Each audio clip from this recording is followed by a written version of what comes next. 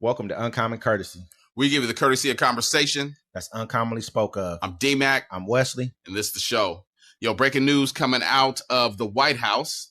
You know, Biden's bold Gaza ceasefire gambit. I'm going to read this article for a little bit. Before we start, like, listen, subscribe, share, hit that bell button so you can keep up with all the latest drops that we put out here. We have been tracking and keeping track of this ongoing conflict for a while.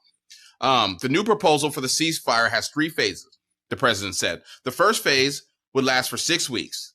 Here's what it would include: a full and complete ceasefire, a withdrawal of Israel forces from all populated areas of Gaza, the release of a number of hostages, including women, the elderly, and the wounded, in exchange for the release of hundreds of Palestinian prisoners. American hostages will also be released.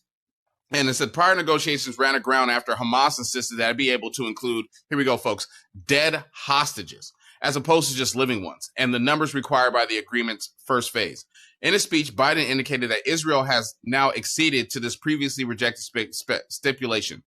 And he says some remains of hostages who have been killed will be returned to their families, he said, bringing some degree of closure to their terrible grief. You know what? I mean, what I get from that, we were just discussing that offline a little bit. And what I get from that is that what I've noticed today is that when they use the word hostages, they're talking about Israelis. When they use the word prisoners, they're talking about Palestinians. So this is how they're trying to distinguish this whole entire conflict as people who are hostages, who were the ones who were attacked and the ones who were, victims, versus the other people actually being criminals. Yeah. No matter what, you're calling these people who you just grabbed up off the street, took in, and just like the police do here, but worse. We've people who they knew didn't have anything to do with anything. Just took them in, questioned them, probably beat them. Who knows what else they did to them? And then they called them prisoners versus calling them hostages, which they truly are. They want to demonize the Palestinians and turn the Israelis into angels. They want to treat them like America treats the immigrants, like they're non-human, like they're nothing. One thing I've been thinking about lately is like America. We need to watch out. Because the reason I think America, the government, is okay with them killing the Palestinians like that is because they don't want nobody to question them when they start trying to do it to us.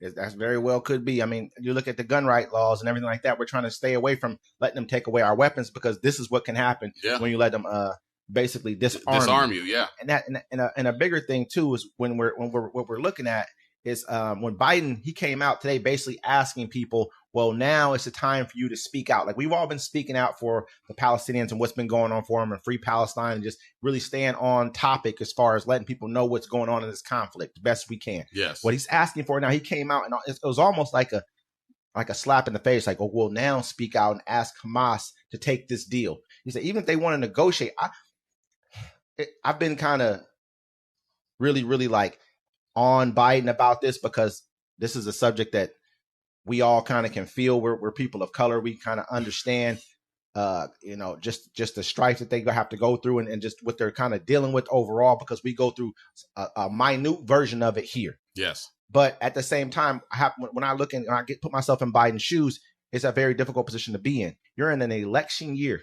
We look at what AIPAC has done just with more left-leaning Democrats. They went out and sponsored more right-leaning ones who are going to have their back. You look at the whole entire government has capitulated to Israel. Entire Joe Manchin just stopped being a Democrat, switched over to the Republican. I mean, to being an independent. Yeah, yeah. But we have to really look at the position that he's in. He can lose the entire. Lose your soul, win the election, whatever the case may be. But this is what will happen. They'll get swept out of the House and the Senate without this money, because this money is what kind of drives us as understanding what's going on in elections, because that's what's giving us our information. That's what determines information is money. And that'll just backfire on AIPAC, as most people don't realize. Like, you're cutting off your nose to spite your face, basically, because you think Republicans gonna give you a place in their country. They already showed you. They didn't even stop. I don't think nary person got arrested with them tiki torches. And you know exactly what they was screaming when they was waving them tiki torches. Absolutely. And that's the long game that they're looking at. But these guys are so embedded in the government, man, that they can play that game. They can let these guys win an election and then flip back sides and flip the whole thing back on his head because they're organized. Yeah. And so, I mean, the biggest thing, like just getting back to this, I really believe that this peace treaty needs to be, at least, if I'm Hamas, I'm trying to take the deal. Yeah. I mean, if you stop the killing. You got to. At this point in time, these guys have overrun everything. I think like you said off camera, what really made this deal go was the fact that when they bombed those tents of innocent people, and we saw the video of people burning, the tents burning, them screaming, the dead children on the ground. People, because before no one could see these videos unless you were on X or you're on TikTok. But when the world finally sees it, America, the people that aren't paying attention see these videos, they're like, what have we done? Yeah. And the whole thing is like this: when these people are burning and gathering everyone up, you don't see nary gun in anyone's hand at all. No one's firing back. No one's shooting. They don't have any guns. They don't have any weapons. You're killing unarmed people, and then saying, "Oh, everyone else that we're attacking is underground." Yeah, I mean, I think that Biden has tried his best he could as far as like when he tried to stop the weapons, but he knew he didn't have the support. He didn't have the support in his own party at the time to do anything about it. When he did try to stop weapons, what happened? Everybody got on him. They started making laws about anything else they could to make laws about to make sure that these guys got what they needed. They tried to take away our freedom of speech. So that imagine that, tells folks. You where we are right now in today's politics, and then you at the same time you had Trump kind of jump on the wagon of I'll give Israel whatever they need, anything else. And so it's a difficult position. I'm happy to see that there's some kind of it's coming to, hopefully it's coming to some type of a close, and I hope that things kind of get back to where they need to be. But this has been a Yeah.